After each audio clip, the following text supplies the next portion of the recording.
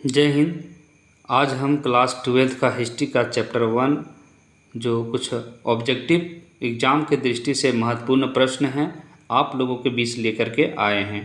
ठीक है, तो आज हम लोग देखेंगे ईंट, मनके तथा अस्थियां, हड़प्पा सभ्यता।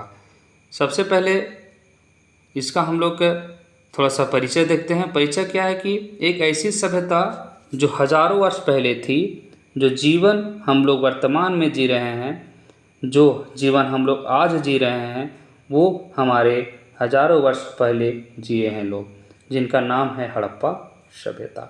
ठीक है, यानी कि जो आज के समय में जो शान और शौकत की ज़िंदगी जी रहे हैं, यानी आज से हजारों साल पहले थी, इसी का नाम था हड़प्पा सभ्यता।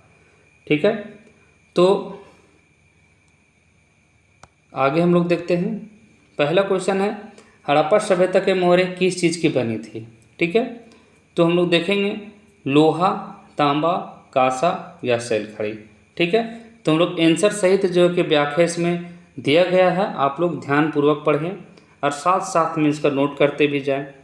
तो हम लोग देखेंगे हड़प्पा सभ्यता के मोहरे किस चीज़ से बनी थी, तो शैलखड़ी हो जाएगा। क्या आंसर हो जाएगा हम लोग का, शैलखड़ी। यानी कि हड़प्पा सभ्यता के मोहरे मुख्य रूप से शैलखड़ी यानी सिएटाइट नामक नरम पत्थर से बनी थी। हालांकि कुछ मोहरें टेराकोटा, सोना, गोमेद, चट, फाइनेंस और हाथी दांत से भी बनी थी। दूसरा क्वेश्चन हम लोग के बीच में है, बनावली किस राज्य में स्थित है, हरियाणा, गुजरात, पंजाब या महाराष्ट्र। तो हम लोग देखते हैं बनावली जो है वो कहाँ पे है, तो हरियाणा में है। कहाँ पे है, हरियाणा में। इसमें बनावली हरियाणा में है, कालीबंगा राजस्थान में है, और धौलावीरा और लोथल कहाँ है, तो गुजरात में है। ठीक है, तो अगला प्रश्न हम लोग देखेंगे कि लोथल किस नदी के किनारे स्थित है। लोथल किस नदी के किनारे स्थित है, सिंधु, ब्यास, भोगवा, रावी। तो आगे हम लोग देखेंगे इसमें किस नदी किनारे है लोथल स्थित, यानी कि हम लोग देख रहे हैं कि लोथल जो है वो भोगवा नदी के किनारे स्थित। कौन सा नदी का, भोगवा। लोथल गुजरात में साबरमती नदी का एक सहायक नदी भोगवा नदी पर स्थित है।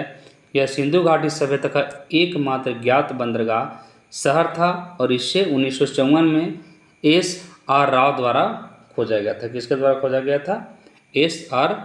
राव के द्वारा खोजा गया था।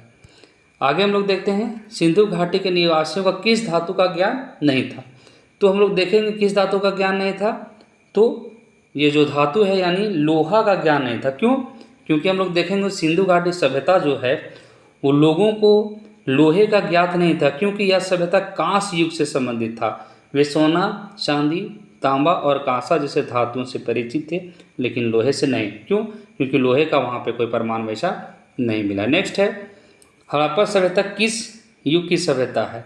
तो हम लोग देखेंगे, अभी देख रहे हैं चूँकि कांसा का ज़्यादा हम लोग का वहाँ प्रमाण मिला है, इसलिए किस युग की सभ्यता है, तो कांस्य युग की सभ्यता है। छठा नंबर क्वेश्चन क्या है, हड़प्पा सभ्यता वो लोग किस की उपासना करती थे, यानी किस देवी देवता की उपासना करते थे। तो हम लोग देखते हैं कि वहाँ पे मातृ देवी की उपासना करते थे। किसकी, हड़प्पा सभ्यता वो लोग मुख्य रूप से मातृ देवी की उपासना करते थे, और जो है कि पशुपति यानी शिव का आदि रूप की पूजा करते थे। हड़प्पा सभ्यता का सबसे बड़ा नगर कौन सा है, तो हड़प्पा सभ्यता का सबसे बड़ा नगर जो है वो है राखीगढ़ी। कौन सा है, राखीगढ़ी। हड़प्पा सभ्यता का सबसे बड़ा नगर राखीगढ़ी था, हरियाणा के हिसार जिले में। कहाँ पे है, तो हरियाणा के हिसार जिले में। आगे हम लोग देखते हैं, आगे हम लोग देखेंगे हड़प्पा सभ्यता का सर्वप्रथम खोज किसने किया था। तो हड़प्पा सभ्यता का खोज सर्वप्रथम कौन किए थे, दयाराम साहनी के द्वारा 1921 ईस्वी में किया गया था। हड़प्पा मोंटोगरी जिले यानी पश्चिमी पंजाब में रावी नदी के तट पर है।